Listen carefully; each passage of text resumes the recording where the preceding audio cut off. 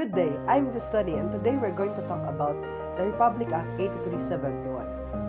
It was signed by the former President Fidel V. Ramos on October 22, 1997, and it was enacted on October 29, 1997. So what is Republic Act 8371? It is an act to recognize, protect, and promote the rights of indigenous cultural communities or indigenous peoples, creating a national commission on indigenous peoples, establishing and implementing mechanisms, appropriating funds, therefore and for other purposes.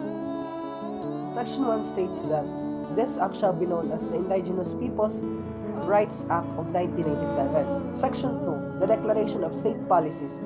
The state shall recognize and promote all the rights of indigenous cultural communities or indigenous peoples or ICCs or IPs, hereunder enumerated within the framework of the Constitution.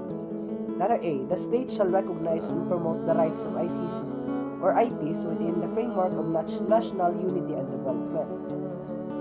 Letter B. The state shall protect the rights of ICCs or IPs to their ancestral domains to ensure their economic, social, and cultural well-being, and shall recognize the applicability of customary laws governing property rights or relations in determining the ownership and extent of ancestral domains. So, it simply means that the property rights of the ICCs or IPs shall be protected by the government to ensure their social or economic and cultural well-being.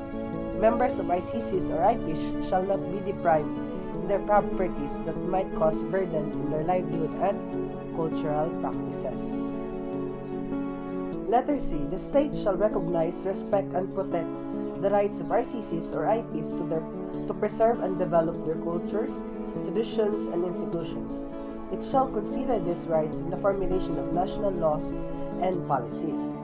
So it simply means that the government should recognize and protect ICCs or IPs' rights to preserve and develop their cultures, traditions, and institutions, and consider it in making laws and policies.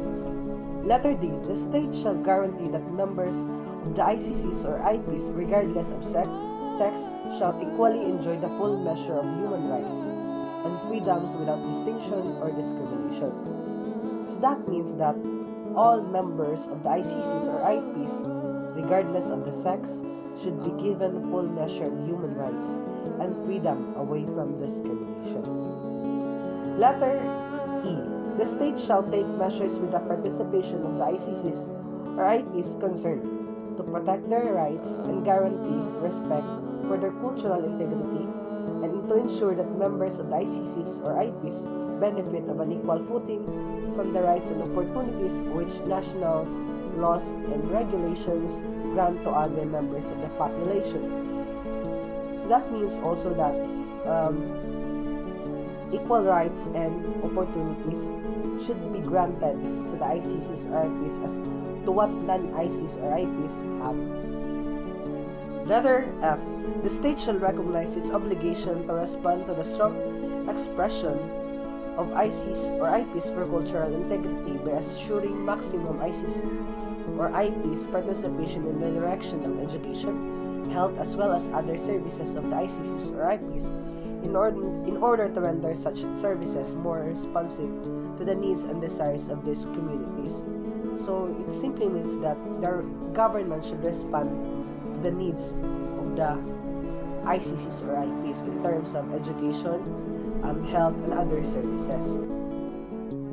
Towards this ends, the state shall institute and establish the necessary mechanisms to enforce and guarantee the realization of these rights, taking into consideration their customs, traditions, values, beliefs, interests, and institutions, and to adopt and implement measures to protect their rights to their ancestral domains. In other words, the government will establish the necessary mechanisms to enforce these rights, taking into account the ICCs or IPs, customs, traditions, values, beliefs, interests, and institutions, and will take and implement measures to protect their rights in their ancestral territory. So here are the key points.